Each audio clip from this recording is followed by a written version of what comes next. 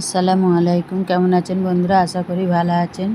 আজ আমি একটি নতুন রেসিপি নিয়ে আসছি। আজ আমি মালাই ঘুগনি বা নারকলি ঘুগনি বানিয়ে দেখাবো।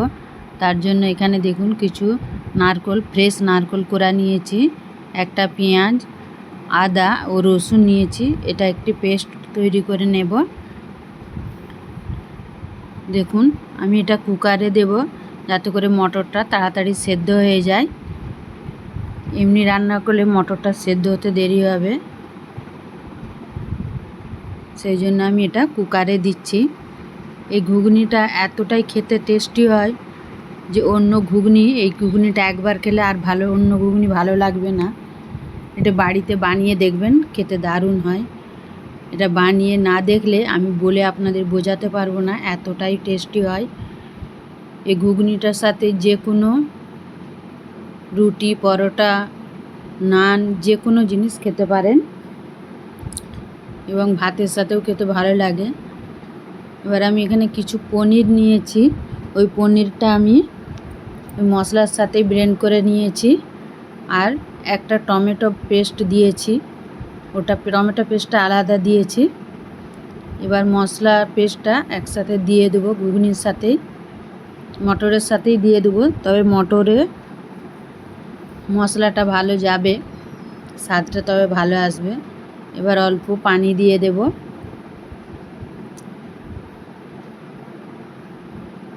এবার গ্যাসটা জ্বালিয়ে দিয়েছি।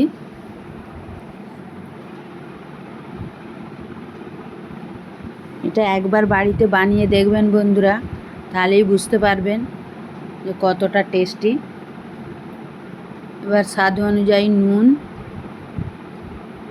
হলুদ গুঁড়ো আর সামান্য লঙ্কার গুঁড়ো দিয়ে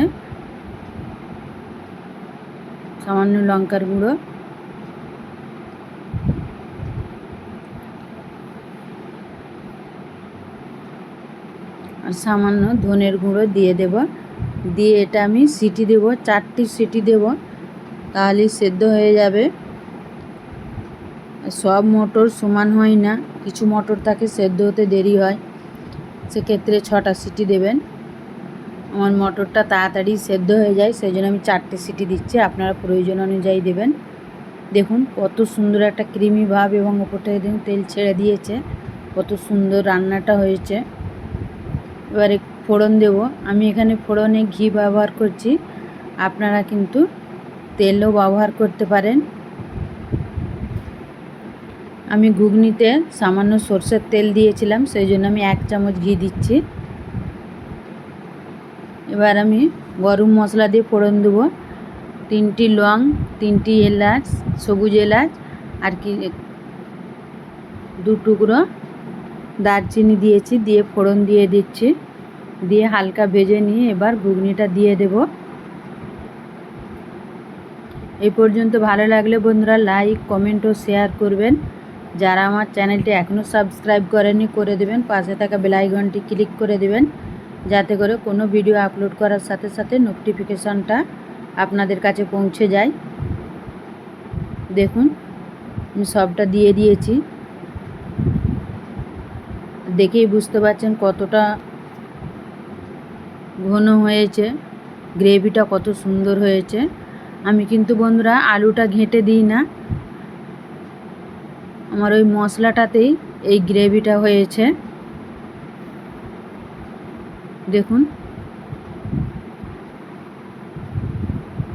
আপনারা যদি ভাতের সাথে খান সেক্ষেত্রে একটু শুকনো শুকনো করবেন, নইলে এটা পিঠে দিয়ে খেলে অল্প একটু পানি দিয়ে একটু পাতলা করে নেবেন। দেখুন আমি আপনাদের সার্ভ করে দেখাচ্ছি। দেখুন আমি সার্ভ করে দিয়েছি। চলুন বন্ধুরা ফিরে আসবো অন্য কোনো এক নতুন রেসিপি নিয়ে। ততক্ষণ ভালো থাকবেন, সুস্থ থাকবেন এবং বাড়িতে বানিয়ে দেখবেন, কমেন্ট করে জানাবেন কেমন হলো।